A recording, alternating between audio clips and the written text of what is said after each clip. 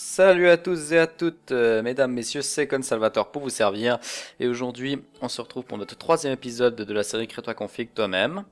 Et aujourd'hui, on va s'intéresser aux cartes graphiques. Alors, avant de commencer, j'aimerais juste dire que j'ai lu vos commentaires et je vais essayer de mettre une musique un peu moins forte. Voilà, je pense que... Et puis c'est vrai que c'est un peu chiant, elle était trop forte la musique avant, donc voilà. Mais à part ça, ben non, à part ça rien d'autre. Voilà. Alors c'est parti. Donc, on se lance tout de suite dans le vif du sujet. Donc, il faut déjà savoir que pour les cartes graphiques, il y a deux grands fabricants, AMD d'un côté et Nvidia de l'autre. Alors, vous remarquez qu'AMD, on l'avait vu aussi pour les processeurs. Ben là, vous l'avez aussi pour des cartes graphiques. Et maintenant, il faut savoir qu'il y a une énorme guerre entre ces deux marques et qu'il faut faire très attention si vous voulez écouter les conseils d'autres personnes que moi, que vous ne tombez pas contre des fanboys. Parce que les fanboys, que ce soit d'NVIDIA ou d'AMD, ont souvent de très mauvais arguments juste pour vanter uniquement le mérite d'une seule des deux marques. Alors qu'en réalité, les deux ont leur avantage et leur inconvénient. Donc faites très attention à ne surtout pas tomber dans le fanboyisme, c'est une immense erreur. Déjà, alors en général, si vous voulez, AMD est moins cher qu'NVIDIA, un meilleur rapport qualité-prix, mais NVIDIA, eux, visent surtout le haut de gamme. Donc dans le très haut de gamme, les cartes graphiques très puissantes, c'est surtout sur Nvidia que je vais plutôt vous rediriger, mais c'est dans le milieu de gamme, c'est plutôt vers AMD. Même si AMD vont bientôt sortir les RX 490 qui devraient, mais ça on va en parler, qui devraient se mettre un petit peu au niveau du haut de gamme de chez Nvidia. Et puis au niveau des technologies, c'est dans tous les deux leurs technologies, leurs avantages, en sachant qu'AMD actuellement ont des technologies, bah voilà, HBM pour la VRAM, le FreeSync, bon ça, Nvidia le G-Sync, les trucs comme qui sont plus optimisés pour DirectX 12, mais Nvidia eux, sont plus optimisés pour la virtualité, la réalité virtuelle. Voilà, il y a plein de technologies des deux côtés, mais en général ils ont tous leurs avantages et leurs inconvénients. Mais le plus gros à retenir, c'est que en général, AMD c'est un meilleur rapport qualité-prix, mais Nvidia, vous pouvez chercher dans les plus puissants chez Nvidia. Voilà. Donc ensuite, on va parler des gammes différentes à avoir, parce qu'il y a plusieurs gammes dans chacun de ces constructeurs, et nous, ce qui nous intéresse, c'est les gammes gamer. Donc pour Nvidia et AMD, alors pour Nvidia, oui pardon, voilà, j'étais en train de réfléchir. Donc pour Nvidia, c'est les GeForce. N'allez pas chercher autre chose, ne prenez pas des Quadro ou des Tesla. Les Quadro et les Tesla sont des cartes graphiques professionnelles qui coûtent un bras et qui n'apportent absolument pas plus de performance en jeu. C'est juste pour des usages très professionnels, justement, comme l'on indique. Et pareil, chez AMD, la gamme, c'est les Radeon. Donc les Radeon R7, R5, R9, RX. Actuellement, c'est surtout les RX. Et les autres, par exemple les Fire Pro, les AMD Fire Pro, c'est justement des cartes graphiques professionnelles qui, la même chose, coûtent vraiment très cher et n'apportent pas de performance en plus en jeu. Donc c'est vraiment les Radeon et les GeForce qu'il vous faut. Ensuite, pour les choses à regarder de chaque côté, alors il faut savoir que déjà, il faut voir les constructeurs. Alors, les constructeurs, il faut savoir que vous verrez souvent que vous achetez des cartes graphiques, vous avez d'un coup écrit MSI, GeForce, machin, c'est tout, Zotac, GeForce, ou XFX, Radeon R9 380. Enfin, c'est en fait des marques, d'ailleurs vous avez remarqué que certaines marques faisaient aussi des cartes mères, qui utilisent ces cartes graphiques et qui font un peu leur modèle. En sachant que le plus important, le chipset graphique reste le même, c'est-à-dire si c'est par exemple une GTX 980 Ti, ça reste une 980 Ti, qu'elle soit de MSI, de Gigabyte, de EVGA, c'est la même. Les différences par contre entre les constructeurs, c'est les systèmes de refroidissement, les capacités d'overclocking et la consommation. Vous voyez qu'il y a des styles, des tailles différentes, beaucoup plus de ventilos, des qui font plus de bruit que d'autres, des qui consomment plus que d'autres. Donc tout ça, c'est des choses à regarder. Donc par exemple, les constructeurs les plus connus chez Nvidia, c'est... Enfin non, même pas, on va dire pour les deux. C'est Asus, MSI, Gigabyte, Zotac, EVGA, qui est d'ailleurs très très bien EVGA. Vous avez aussi Inno 3D, Gainward, même Gainward c'est un petit peu, enfin je suis pas terrible je trouve Gainward, mais après ça va. XFX, mais XFX c'est pour AMD, et Sapphire aussi pour AMD. Donc c'est des cartes graphiques qui sont, on dit les cartes graphiques custom, voilà, qui sont faits par qui ont été customisées par ces marques justement. Donc bon, il y a aussi d'autres marques, mais celles-ci sont très connues.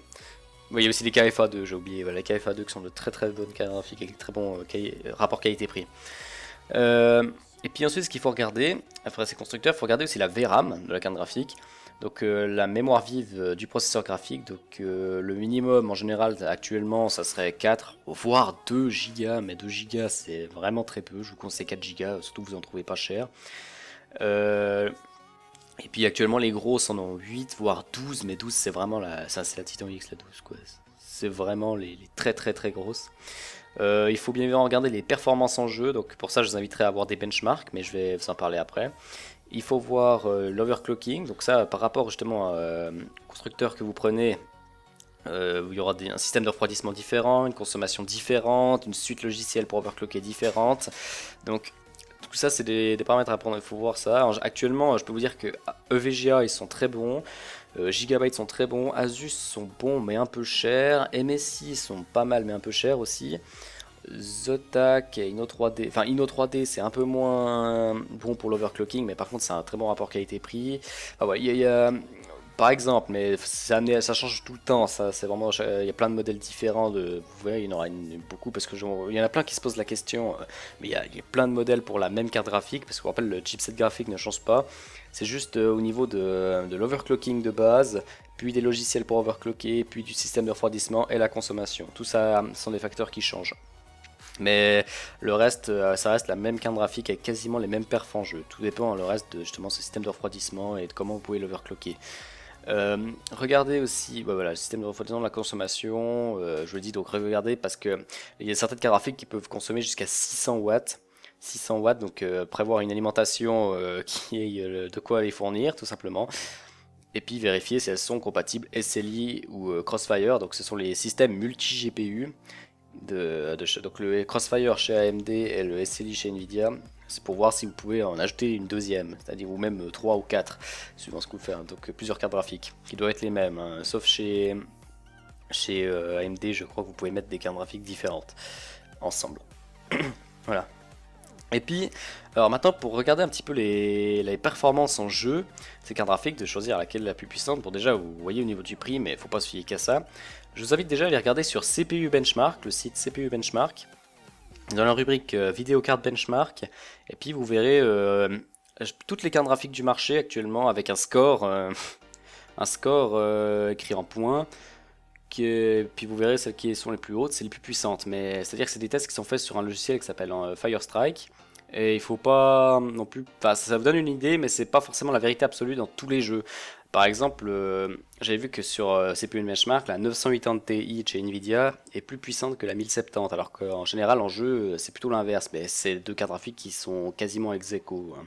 Elles ont très peu de différence de performance, voilà, sauf si vous allez dans les résolutions plus hautes, parce que la 1070 a 8 Go de GDDR5 en VRAM, alors que la 980 Ti en a que 6. Par exemple, actuellement, moi j'ai une 980 Ti, puis elle fonctionne très bien. Donc, et puis il faut regarder surtout des benchmarks sur internet, des benchmarks de jeux en FPS. Puis ça dépend si vous jouez le jeu en ultra, en LV, si vous voulez de la 4K, si vous voulez du blue screen, du blue screen, n'importe quoi, du tri-screen.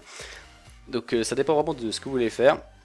Mais en gros, déjà pour vous donner un petit ordre d'idée, si vous voulez faire du 1080p en LV voire ultra à 50-60 fps, donc là on est dans du bas budget, vous pouvez partir sur une RX 470 voire 460, mais c'est vraiment peu une 460, plutôt une RX 470 je dirais, ou alors éventuellement une GTX 1050 Ti. Mais c'est donc les RX 470 c'est chez AMD, et puis les GTX, les GeForce GTX 1050 ça serait chez Nvidia. Si vous voulez faire du Full HD, mais en 60 fps constant et tout le temps élevé, mieux vaut partir soit chez AMD une RX 480, soit chez Nvidia une 1060, GTX 1060. Donc c'est deux cartes graphiques qui vous fera en Full HD tout tourné en tout cas 60 fps sans problème, et en ultra quasiment. Et si vous voulez partir sur du plus haut, alors si vous visez vraiment alors soit vous voulez quelque chose de plus évolutif, c'est-à-dire que ça fasse encore du Full HD 60 images par seconde, mais que ça le fasse encore dans 2 ans. Dans ce cas, vous pouvez partir sur une 1070 de chez Nvidia. Si c'est pour du 1440p, donc du Quad HD, Je vous conseille aussi une 1070, et puis si vous voulez aller sur voir une 1080, si vous voulez essayer d'avoir beaucoup de FPS et que ce soit un peu plus évolutif en 1440p, et puis ou alors éventuellement une RX 490 chez AMD qui devrait sortir. Alors, actuellement on est le 11 décembre 2016, il n'est pas encore sorti, mais c'est censé sortir. Et si vous voulez du 4K, alors là c'est vite vu, soit il va falloir faire du multi-GPU, donc soit 2070, 2080 ou alors carrément une Titan X.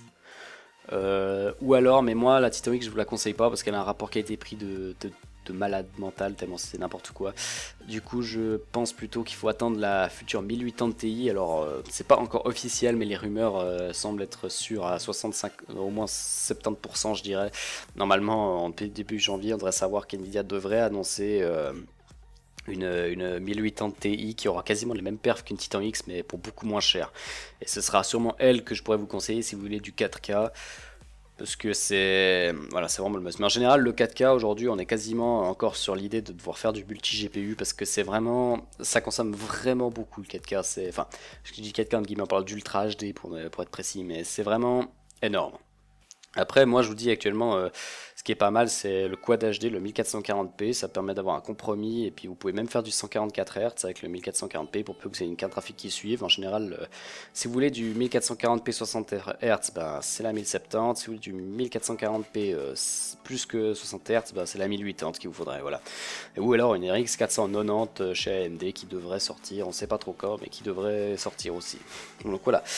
Et c'est tout pour les cartes graphiques, donc j'espère que cette vidéo vous aura aidé.